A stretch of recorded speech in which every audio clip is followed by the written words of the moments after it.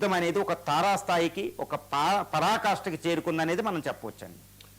Russia Ukraine యుద్ధాన్ని ఆపాలని ప్రపంచ మానవాళి ఎదురు చూస్తోంది అని చెప్పి మోదీ పుతిన్తో అన్నప్పుడు పుతిన్ చాలా పాజిటివ్గా రెస్పాండ్ అయ్యారు అనే వార్తలు వచ్చాయి. సో ట్రంప్కి కానీ నాటో దేశాలకు కానీ అలాగే జెలెన్స్కీకి కానీ EU లీడర్స్కి కానీ ఖచ్చితంగా తెలుసు ట్రంప్ ఆపలేడు, మోదీ మాత్రమే ఈ రష్యా ఉక్రెయిన్ యుద్ధాన్ని ఆపగలడు అని చెప్పి. సో ఈ దేశాలు అండ్ ట్రంప్ కలిసి మోదీ మీద ఒత్తిడి తెచ్చే అవకాశం కనిపిస్తోంది అనే వార్తలు కూడా వస్తూ ఉన్నాయి. ఏంటి ఎంజీ రావు గారు, భారత్ ఉక్రెయిన్ రష్యా యుద్ధాన్ని ఆపగలదా? అండ్ ట్రంప్ మాట వినని పుతిన్ మోడీ మాట వింటాడా? ఎస్ అండి, ఇప్పుడు నరేంద్ర మోడీ ఈ రష్యా ఉక్రెయిన్ యుద్ధాన్ని ఆపే ఒకే ఒక దిక్క అన్నట్టు మనం ప్రపంచంలో రాజకీయ పరిస్థితులను బట్టి తెలుసుకోవచ్చు. దానికి ఉదాహరణ ఏంటంటే, మీకు నిదర్శనం ఏంటంటే, ఫ్రాన్స్ అధ్యక్షుడు మ్యాక్రాన్ ఇండియన్ ప్రైమ్ మినిస్టర్ మోడీకి ఫోన్ చేయడం జరిగింది. ఈ విషయంలో ప్రధానమైన డిస్కషన్ ఏంటంటే, ద్వైపాక్షిక సమ్మిట్ కాదు కానండి, ముఖ్యమైన విషయం ఏంటంటే రష్యా ఉక్రెయిన్ యుద్ధాన్ని ఆపడానికి మోడీ రావాల్సిందని అభ్యర్థన.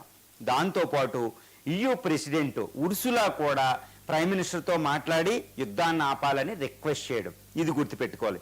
తర్వాత ట్రంప్ కూడా తగ్గడం జరిగింది. ఇప్పటి వరకే రష్యా ఆయిల్ తెచ్చుకోవడం వల్ల ఇండియా యుద్ధం చేస్తుందన్న వ్యక్తి Indian prime minister great prime minister అని పొగడడం అంటే ఇక్కడ తగ్గుతున్నాడు. ఒక ట్రంప్ టారిఫ్స్ల విషయంలోనే కాదండి, ఈరోజు రేపట్లో ఈ వాషింగ్టన్ DCలో మొత్తం EU లీడర్స్ అందరూ మీట్ అవుతున్నారు ట్రంప్తో. ఎందుకు? రష్యా ఉక్రెయిన్ యుద్ధాన్ని ఆపడానికి ఒక పెద్ద ప్రయత్నం. కానీ ఇక్కడ ఈ రష్యా ఉక్రెయిన్ యుద్ధాన్ని ఆపాలంటే ప్రధానమైన దేశాలు చైనా, ఇండియా. ముఖ్యంగా ఇండియన్ ప్రైమ్ మినిస్టర్ చెబితేనే పుతిన్ వింటాడు. ఎందుకు అనే చాలా ప్రధానమైన విషయం. ఎందుకంటే ఇండియా రష్యాకి చాలా సపోర్ట్ ఇస్తుంది. ఎందుకంటే ఆయిల్ తెచ్చుకుని సుమారు $50 బిలియన్ ఇస్తున్నాం, ఆయుధాలు వేరే ట్రేడ్ చేసి ఇంకో 30 బిలియన్ ఇస్తున్నాం. అంటే ఏంటి? ఒక 70 నుంచి 80 బిలియన్ సొమ్ము మనం రష్యాకి చెల్లిస్తున్నాం. ఏదే విధంగా ఆ డబ్బులతోనే అక్కడ పుతిన్ యుద్ధం చేస్తున్నాడు. తర్వాత అదేవిధంగా చైనా కూడా అదే విధంగా సపోర్ట్ చేస్తుంది, $100 బిలియన్ ట్రేడ్ చేస్తుంది. మరి చైనాకి అంత అవకాశం లేదు, ఎందుకంటే చైనా చెప్తే వెస్టర్న్ కంట్రీస్ నమ్మవు.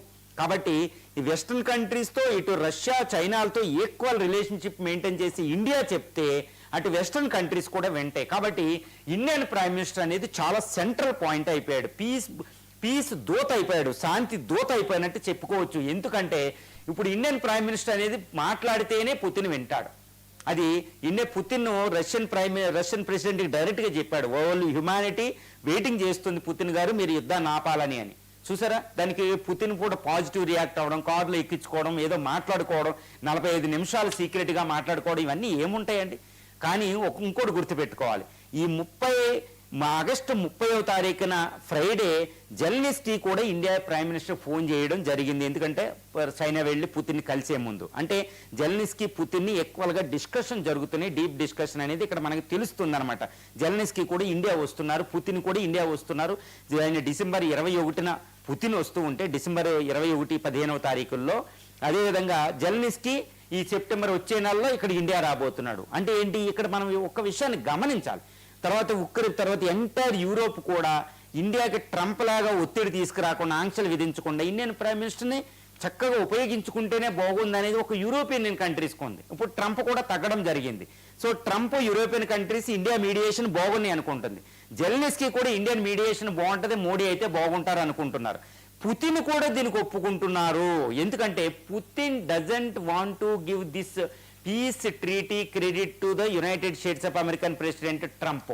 గుర్తుపెట్టుకోవాలి, రష్యాకు ఆపోజిట్ శత్రువు అమెరికా. అటువంటి అమెరికా అధ్యక్షుడు ట్రంప్కి ఈ యుద్ధాన్ని ఆపాననే క్రెడిట్ ట్రంప్కి ఇవ్వాలని పుతిన్ అనుకోవడం లేదు.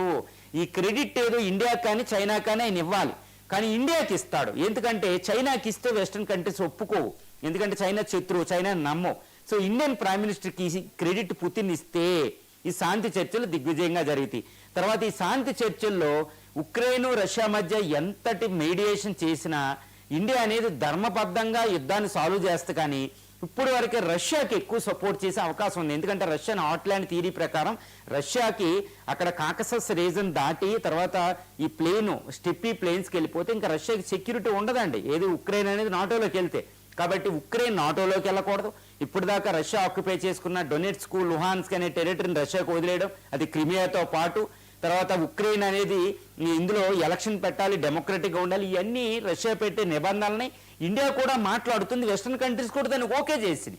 కాబట్టి యాక్టివ్గా పుతిన్కి నమ్మిన బంటూ, ఇటు జెలెన్స్కీ వెస్ట్రన్ కంట్రీస్కి నమ్మిన బంటూ ఇండియా ఒక్కటే, మోడీ ఒక్కడే.